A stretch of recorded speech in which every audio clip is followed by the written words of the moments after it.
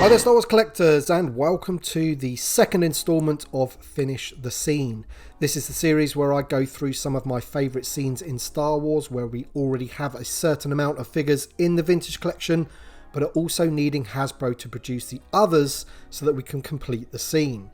So in the first episode I focused on the prisoner skiff from the Battle of Carkoon, and in this episode I want to talk about the Battle of Scarif from Rogue One. Now, I'm not going to be going through every character as there would be far too many and would be far too unrealistic for Hasbro to do, but there are still plenty of characters that I don't think are too much to ask for. So, if you happen to enjoy the video and agree with my choices, then leave a like down below and let's get started. Okay then, so first of all, let's talk about the heroes, and the biggest missing figure for me has got to be Baze Malbus.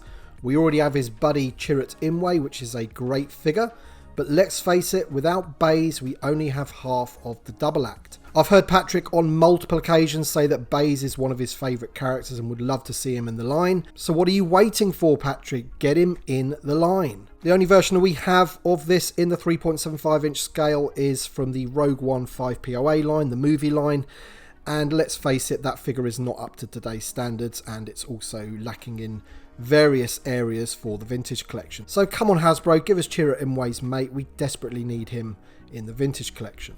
Next up we have Bodhi Rook. Now in my opinion, the 5POA version of this figure is one of the better ones out there from the Rogue One line. It looks pretty decent and even has the working backpack with the cable that he uses to connect to the master switch. However, apart from the missing articulation, the paint apps would also need improving. The actual sculpt of his jumpsuit and the figure on a whole is pretty good. As I said, it's one of the better 5POA figures, but of course to be in the vintage collection then he's going to need more articulation, better paint apps, and most definitely that working backpack. So with the addition of these two figures, we would then have all of the main characters or the main heroes from Rogue One.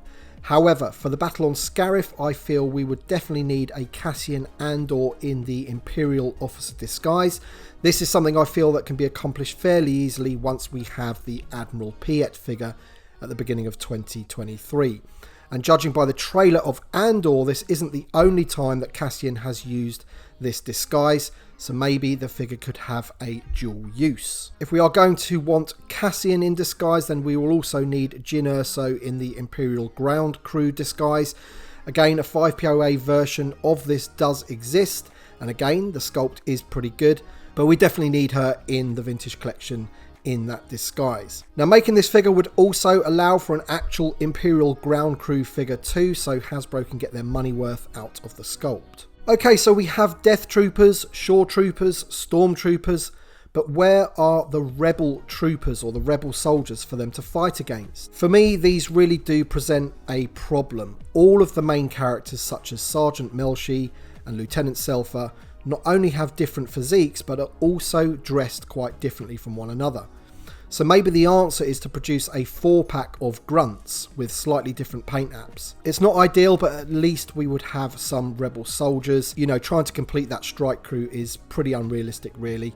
So many of those soldiers are dressed very, very differently from each other. And if they ever do get round to making the Rebel soldiers from the battle on Scarif, then POW is an absolute must. Most Star Wars fans like weird aliens, and this guy looks super cool. I love the design.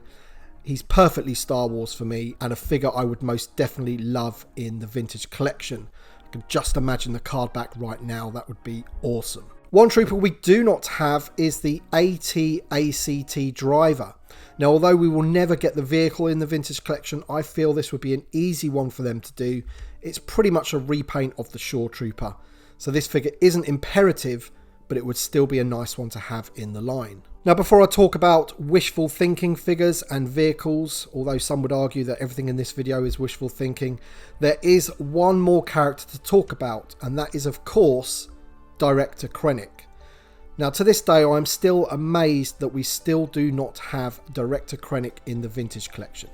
I've said on many occasions that he is obviously the main bad guy in the film, albeit Vader obviously stole the thunder at the end, but he is the main bad guy throughout the whole film.